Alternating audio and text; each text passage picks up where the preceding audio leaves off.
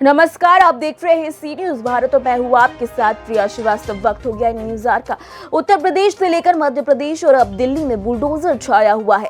प्रदेश से लेकर देश की राजनीति में बुलडोजर का बोलबाला है। इसकी शुरुआत वैसे तो यूपी से हुई, लेकिन मध्य प्रदेश से लेकर दिल्ली तक पिछले दिनों जो कुछ हुआ, जिस तरीके से हुआ शोभा यात्रा के दौरान दंगे भड़के और उसके बाद जिस तरीके से सरकार के द्वारा आरोपियों पर अवैध अतिक्रमण के खिलाफ बुलडोजर के द्वारा कार्यवाही हुई, उससे बुलडोजर पर राजनीति गरमाई हुई है। और अब इसी बुलडोजर पर बरेली के मौलाना तौकीर रजा ने विवादित बयान भी दे दिया है। मौलाना ने कहा कि जिस दिन मुसलमान सड़कों पर आएगा उस दिन किसी से संभलने वाला नहीं। मोदी सरकार को ये चेतावनी है। ऐसा लगता है मोदी महाभारत के धृतराष्ट्र हैं। हिंदुस्तान में महाभारत होने से कोई नहीं रोक सकता। देश बंटवारे की ओर जा रहा है। 10 दिन बाद मीटिंग होगी और फिर दिल्ली से जेल भरो आंदोलन होगा, जिसमें सभी शहरों और प्रांतों से लोग आएंगे। आगे मौलाना ने और क्या कहा, ये आपको दिखाते हैं हमारी एक खास रिपोर्ट में। और मुस्लिम तमाम जो बुद्धिजीवी हैं, जो अपने देश के बारे में सोचते हैं और देश की एकता और भाईचारे के बारे में सोचते हैं और देश से प्यार करते हैं, ऐसे लोगों से मैं मुसलसल राब्ते में हूँ। और ईद के बाद इंशाल्लाह हमारी मीटिंग फाइनल होने वाली है। और अगर हुकूमत ने इस दौरान अपने तरीक़ेकार को दुरुस्त नहीं किया,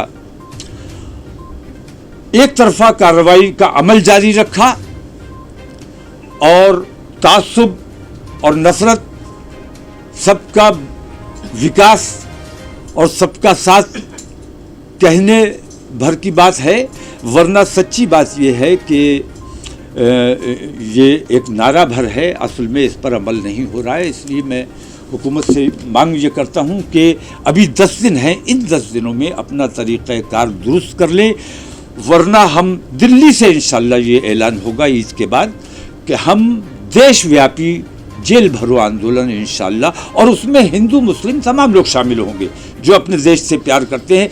देशव्यापी जेल भरो आंदोलन, जिसमें हर ज़िले से, हर सूबे से अपने देश की एकता और भाईचारे में यकीन रखने वाले लोग, और ख़ास तौर से मुसलमान समाज के लोग, क्योंकि जब तुम हमारे साथ रहना नहीं चाहते, हम कहीं जा नहीं सकते, पाकिस्तान हमें कबूल नहीं करेगा, बांग्लादेश हमें कबूल नहीं करेगा, चाइना हमें कबूल नहीं करेगा, हम कहाँ जाएं? हुकूमत हमारी बात सुनेगी नहीं, हमारी बात मानेगी नहीं। कोर्ट में हमें इंसाफ की अब उम्मीद नहीं रही। कोर्ट से जिस किस्म के फैसले आ रहे हैं, मैं देख रहा हूं कि कोर्ट को नजरअंदाज कर दिया गया है। जुर्म किया है, ऑन दी स्पॉट फैसला हो रहा है। किसी पर इल्जाम लगाया गया, मुजरिम में और मुल्जिम में अंतर होता है, आरोपी और अपराधी में अंतर होता है। तो आरोपी के घर पे बुलडोजर चला देना ये अन्याय है।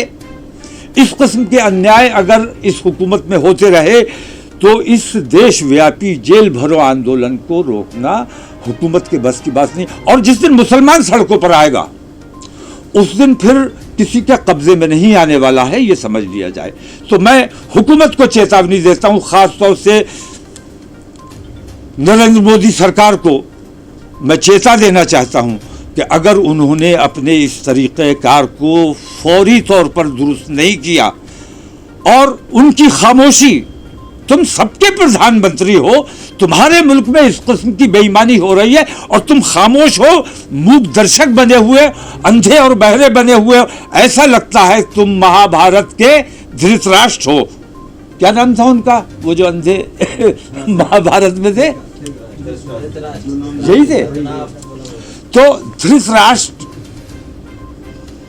की वजह से ही अगर धृतराष्ट्र अंधे और बहरे न बने रहे होते और वो तमाम बेईमानी न देखते रहे होते तो महाभारत न हुई होती।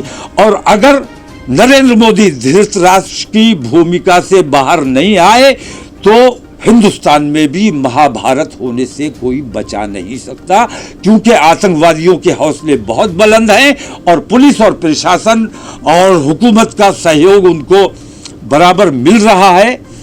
ये देश के लिए बहुत घातक और बहुत खतरनाक बात है। खास तौर से मैं विपक्ष के बारे में कहना चाहूंगा,